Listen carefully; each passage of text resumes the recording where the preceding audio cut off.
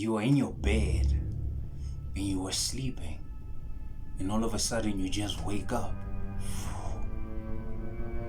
And to your surprise, you find that you can't move. Has this ever happened to you?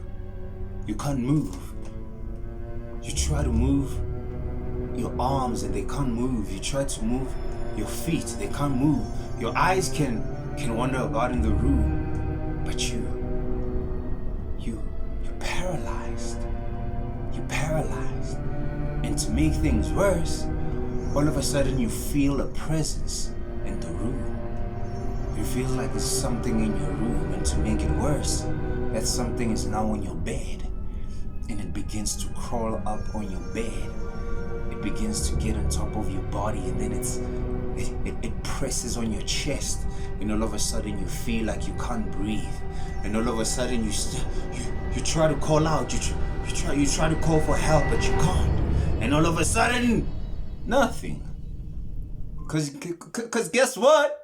You're in sleep paralysis. Sleep paralysis. Woo! They say you don't know real fear. You do not know terror until you've experienced sleep paralysis. Welcome to another YouTube video, ladies and gentlemen, with me, your host, Mathix Mahlangu. Now, today we're going to be talking about sleep paralysis, but before we get into that, don't forget to like and to subscribe to the channel and share it with your friends. You know, be like, yeah, girl, yo, boy, there's this guy, man, yo. Bro, you remember those things that we used to think about as kids, those weird? He actually talks about them on the channel, bro. And I think if you listen to it, man, like it might expand your consciousness. Share the channel with people you know, because I think that as a race, there's so many things that happen to us. And we think that these things they only happen to us, but only to come to find that it's a collective thing. Just as this particular topic that I'm going to be talking to you about today, sleep paralysis. Now, the phenomena of sleep paralysis, and only listen to this after you subscribe. This phenomena of sleep paralysis, it's very creepy. It is very creepy. And if you're watching this, you've probably experienced it. And if you haven't, continue watching this, because you just might experience it.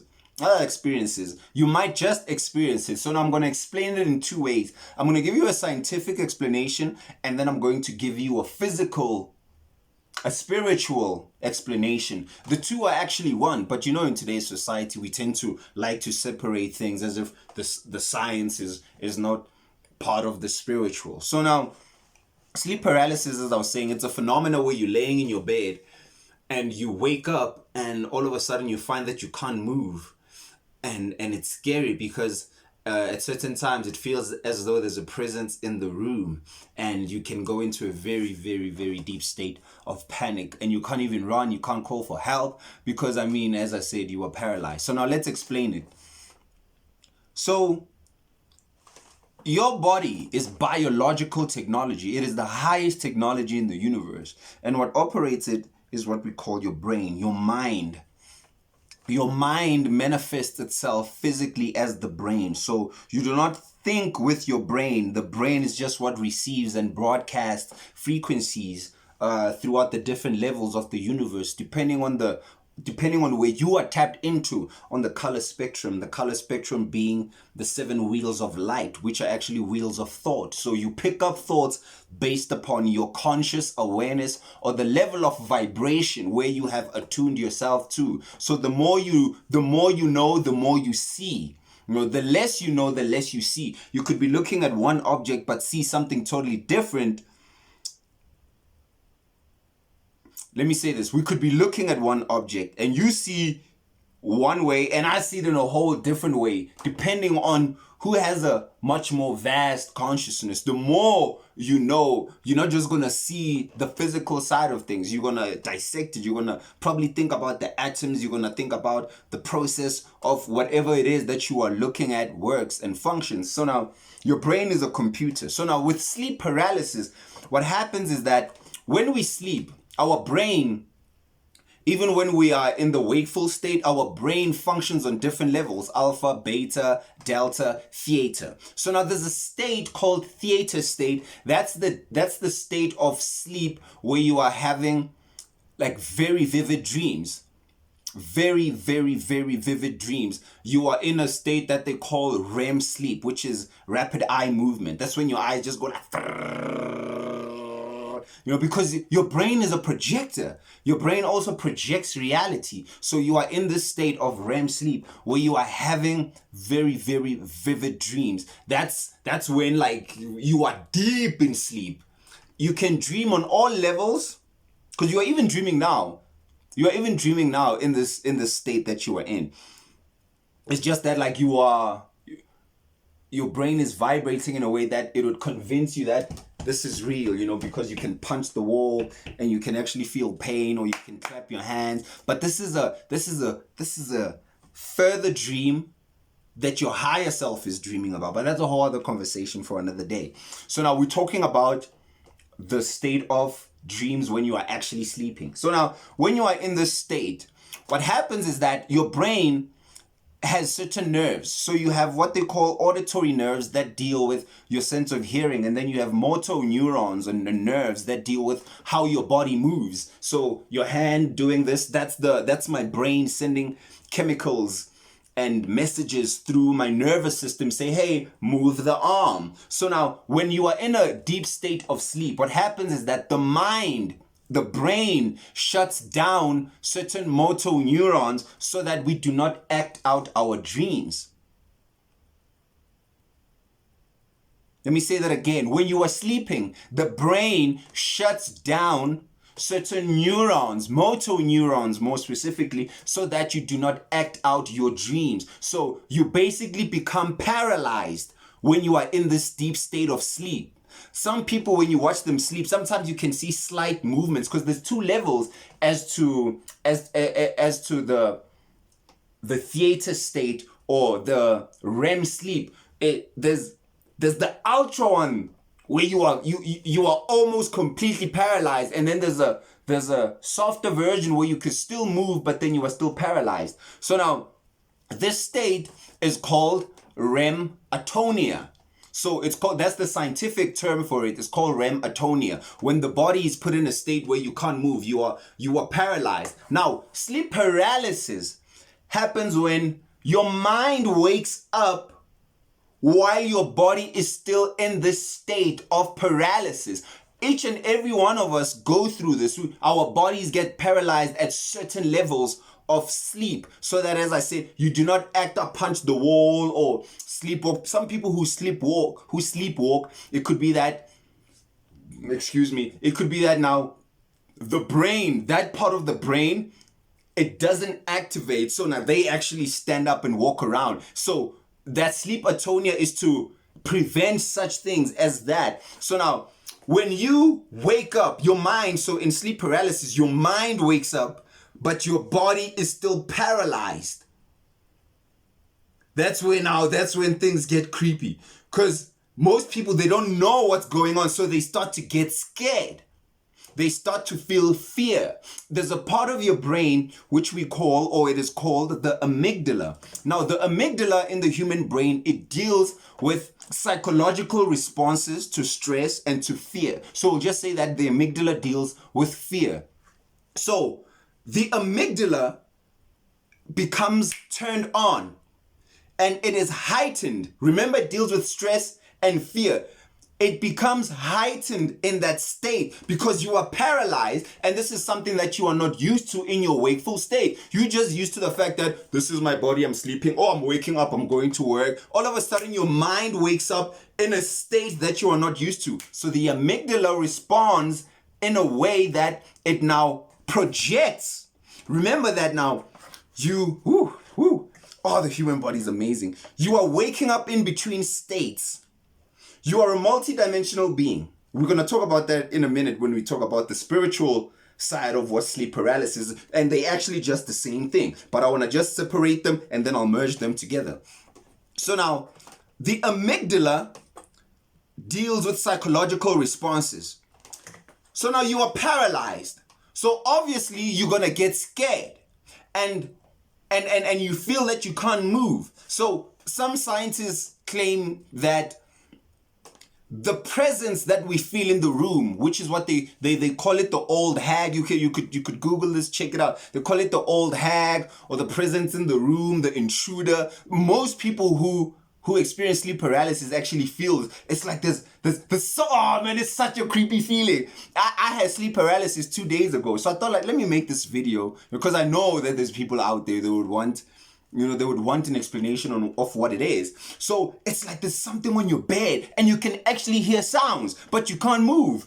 So you could hear, it's okay, like something is crawling up towards you and you can feel it touch you. And the particular one that I felt, it felt like I was dealing with a perverted entity, if you want to deal with them as entities, because I was like, why is something grinding on my leg? Why is there a pervert in the room? A pervert in the room. So the brain, because you can't move, it is said that it projects a sense of movement. So the movement that you can't move, so the fact that you can't move, it projects that out. It projects that out, and then you hallucinate movement. And you hallucinate hearing something. Remember that in that state of sleep, your brain waves are slowed down. So everything becomes heightened. Just as when you are, let's say you're sleeping and then there's a drop outside, a normal drop that you would hear outside. In your sleep, that drop could be, you could see it as a waterfall, or you could imagine yourself peeing, because the two merge, the outside and the internal merge. The sounds outside, they merge with the inner sounds, but then they become heightened. Okay, so now your brain, because you can't move, through the amygdala, it projects a sense of movement, that there's because I can't move, it hallucinates this movement, and that's what they call this pressure. And the ability, or the phenomena of non-breathing, is that we don't breathe the same when we are sleeping as when we are in this wakeful state. We breathe differently. The breath can be shallow or they could be deep. So the types of breaths that you take when you are sleeping are not the same as when you are awake. And remember also that they could be very shallow. Remember that your senses are heightened, because in sleep your brain waves are slower. So you could be just feeling the sensations that happen every day, but then because your mind woke up before the body was plugged back in, you're still in that state of atonia. You feel that you can't breathe. So now, when you add the fact that there's an entity in the room, you could be just feeling, let's say, the blanket on you, or you could be feeling the pillow behind you, and your mind hallucinates a presence in the room. That's the brain. That's the power of the brain. It can, and sometimes you can actually feel that that this entity is making a sound, like, or something near you, and you could just be picking up ordinary sounds from outside. Now, let's get into the spiritual side of it. Still the same thing. I'm separating them only to merge them. You are a multidimensional being. You exist in many levels of yourself. You do not have one body. You have multiple bodies. You have your physical body, your ethereal body, your astral body. You have your causal body. You have your mental body. You have a celestial body. You have many different types of bodies. The physical body is the one that you see with your two eyes. It's the one that you are functioning within the realm of taste, touch, sight, sound, and smell, in the realm of the four elements, right? Now, when you sleep, you tap into a different type of body. You tap into your ethereal body, which is actually a template for your physical body. So now, you exist in these different types of levels according to your wheel alignment, or according to your seven wheels. These are worlds, these are realms, these are universes that you can actually see into using the third eye. The third eye sees into these subtle realities that are beyond the physical vibration. So this which we can see, taste, touch, and you can hear sounds, this is just the physical visible color spectrum that we are functioning in. When we sleep, we tap into states that you can't see ngala mehlo ayi-2. So kunezinto ezenzakalayo mai, but because when ujwayele ukuthi kosuzibone, I was born, but then it doesn't mean ukuthi azikho. They're there right now in this moment. There's entities around you, because this is an infinite universe, but you can't see them. Now the gifted, or the ones who have what they call true sight, or they're basically born with the ability to see beyond the veil. They can see into these realms. And most people in the state of sleep, we tend to be closer to that. So now what happens is that in the state of when your mind wakes up, but then your body's still paralyzed, what happens is that you can actually sense entities. You can see shadow beings around you. Things moving. Are they there? Are they not? Is it your mind telling you, or are they actually physical presences in your room? Is it an incubus? Is it a succubus wanting to suck your energy sexually? What is it? Is it real? Is it not? Are you hallucinating it? Both. It's both, because remember that your mind is a projector. What you think is real. Anything that you think is real. I'm going to give you a solution as to how you can handle sleep paralysis. So now, your mind begins to see and you can sense entities around you. It's not always bad, but because we are taught in media, we're always seeing these things. Most of the time we are scared. We are always scared as a people. So that's why most of the time it feels like an evil thing that is invading. That's why they call it the intruder. You know, it could actually be that you are feeling a physical presence in your room. So now, how do you deal with it? Number one, I will tell you that you must affirm yourself as the god, goddess that you are. Know that you are the most powerful thing in the universe, because unlike disembodied spirits, the difference is that you still have a physical body. And some disembodied spirits need or want to use your body vicariously because they still don't function in a physical realm. So they have a, you know, it's their presence is non-tangible. It's like smoke and mirrors. You are actually, if you watch Monsters, I haven't watched Monsters yet, that animation. My girlfriend told me about it. I'm gonna watch it and then I'm gonna decode it. She says that the monsters actually scare kids, but the monsters are actually more afraid of the kids. You know, they actually more scared of the kids. So I was like, damn, it's the same thing. Whether or not you think that there's a physical presence in your room, these entities are more afraid of you than you are of them, because you hold what we call a divine spark. You exist on many more levels of existence than most entities in the universe because of your DNA lineage of where you come from on a cosmic level and on a physical level. So whether you feel that there's a presence or you want to tell yourself that it's your mind projecting it, you can choose. One thing I will tell you is that become calm. Remain calm. If an entity is already on you, I used to want to choke. I used to be like, oh, if I could just move, I would choke this entity right now. You try to dry hump me, nigga? You try to dry hump me, disembodied pervert? Huh? Couldn't have sex in the physical, now you try to have sex with me in the spiritual? Huh? Where you from? Where were you living on the earth? You know, that's what I was trying to do, man. But then I was like, eventually I told myself, I was like, hey, stay calm. Because when you stay calm, another thing happens. You can actually get into a state of what we call astral projection, lucid dreaming, or out-of-body experience. This has happened to me many times where I'm experiencing the sleep phenomena and it feels like there's a presence, and I tell myself, I don't say to myself now, oh my word, there's an entity in the room. I'm like, hey, it's that time, baby. So I changed the projection because I'm the projector. I'm the one who projects out the psychological, and the universe responds to me according to what I feed it. So I give it a different projection, and what it feeds back to me is what I want. If I think monster, I'm gonna get monster, because some people see ghosts. And it also depends on your culture. In America, they associate the sleep paralysis phenomena with alien abductions, because some people actually feel in these states that they are being lifted out of their body. You know, they're just leaving the body. You know, so they say that, oh, I was abducted. These aliens were doing experiments on me. If you are very religious, you're going to say that it's demons in your room. So it depends on your culture. What do you know?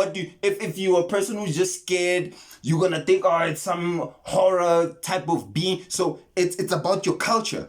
It's also your environment. Which environment? Your mind's environment. So you need to switch it up. Change it in your mind. Are you gonna say it's an alien? Are you gonna say it's a demon? You can switch it up in your mind. Even if, let's say that it is that, you can switch it up. What you think is, as a man thinketh, so he is, because you are a God. You are a God. So I switch it up. I'm like, oh damn, you just gotta get through those first few creepy seconds. You're like, oh my God, there's something on my chest. It's annoying because it's scary in the beginning when you're like, oh, nayi lento. If I do that,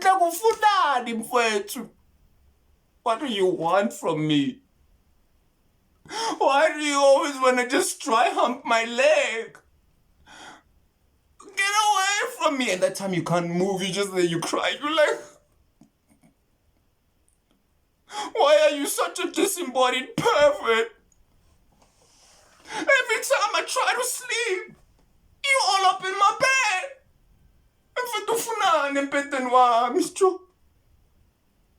No, bro. No, bro. On your cloud, bro, I'm gonna tell on you. I'm gonna tell on you. And that's what you need to do. This nigga right here crazy. This nigga crazy. You know, you can make it anything. You could make it anything. You could cry in bed. You know, you could do anything. Or you could feel it and be like, oh, damn, bro. Where you been, bro? I've been waiting on you, man. Last time you came, you last came in November. Nigga, man, come on, bro. Just get off my chest a little. You can create. This is the solution. You can create this according to how you think.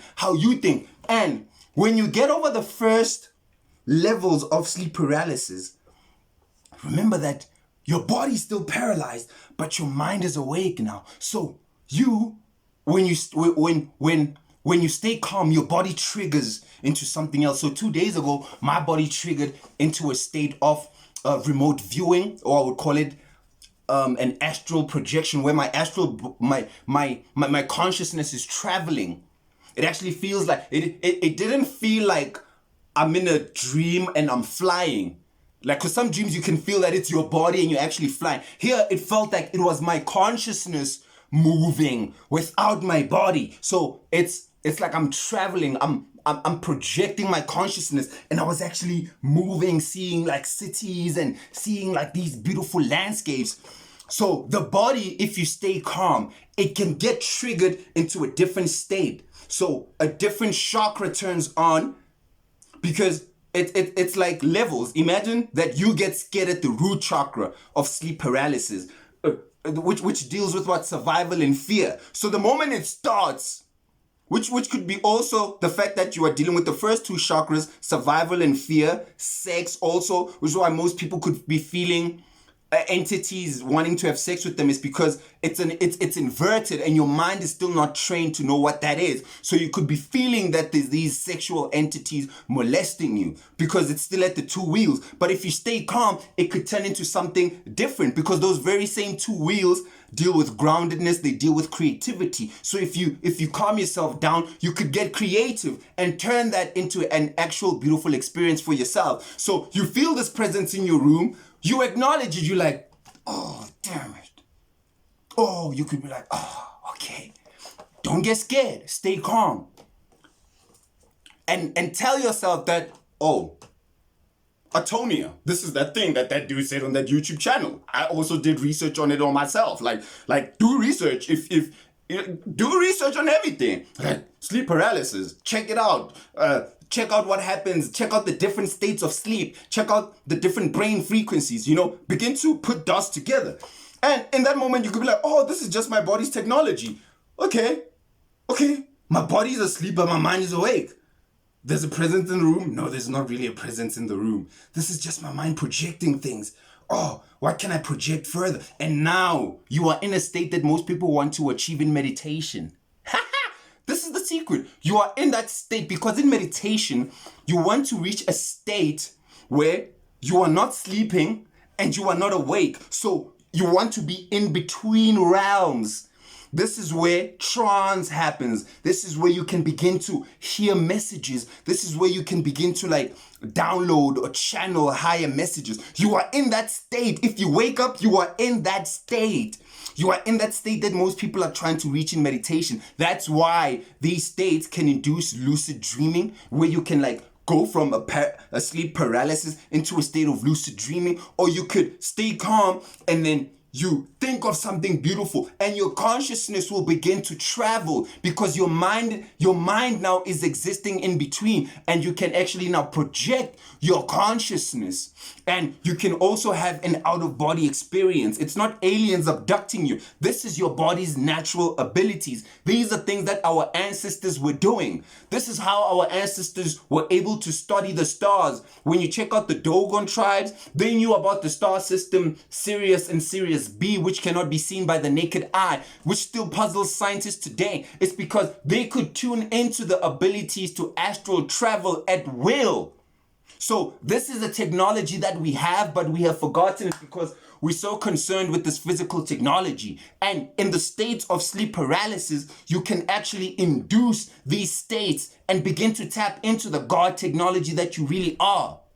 You gotta change what your amygdala is projecting. The fear, stress, you calm down. You tell yourself, I am safe. I'm safe. Before you sleep, just tell yourself, this is a very safe place. What? Nothing can harm you in your bed. Create it in your mind that this is a safe space, because it is. This is your world. It's your realm. Nothing can harm you.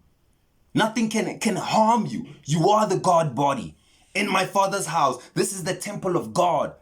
And if this is the temple of God, why would God dwell in any place that is not suited for it? So that means that the spirit and the power dwelling in you is that very same thing. So you just gotta tell yourself that when these states come on, you have the ability to be in control. Now they call this state because it's like something is pressing you down. Like sleep paralysis. That's what it's, you're just paralyzed. So you just need to tell yourself that, yo, it's okay. I'm calm. I'm cool. I'm collected. All of this is happening in my mind. And then once you stay calm, your body will shift and you begin to feel different sensations. Don't panic. You might feel a spinning sensation. You might feel a pulling at your solar plexus. You might start hallucinating different lights. That means that now your consciousness is being conscious. You are being consciously transported into states that you go into naturally when you sleep. This happens every night, just that we're not conscious through the transition between sleep and wake. We just go bam, bam, and then we're in the other side. But in these states, you go into these states consciously while you are aware. So your transition is connected. There's no cut. There's no bridge. There's no it's, oh my word. And then you go, and then your body, you begin to feel things that your body does naturally every day. Just that by the time that they begin to happen, your consciousness has long been gone. So now you're feeling those. So sleep paralysis ain't nothing to be scared about, as long as you know what the real deal thing that is happening is. You know, you are a God body. This is a God body, and your consciousness is non-local. It only feels local because right now it is being projected here so heavily by whatever it is that is projecting it, so that you can function here for a purpose that we're not going to talk about in this video. So my brothers and sisters, thank you so much for tuning into this particular channel. I will see you in the astral planes when you are experiencing these astral travels, lucid dreams, remote viewing, out-of-body experiences, because you would have been calm. Just tell yourself the next time you're having a sleep paralysis, or even before you sleep, you're like, whew.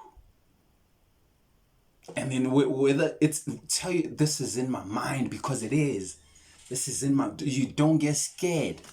You don't get scared. It's a natural thing. Your body does that naturally. And because your mind is so powerful, it can project out things outside of your conscious. You're not being bewitched. You're not being attacked. It's all in here. You are the one in control. If you think you're being bewitched and attacked, you're being bewitched and attacked. If you tell yourself that it's aliens and greys abducting you, it's greys and aliens abducting you. If you tell yourself, oh my word, I'm about to go see the rest of you're gonna see the universe.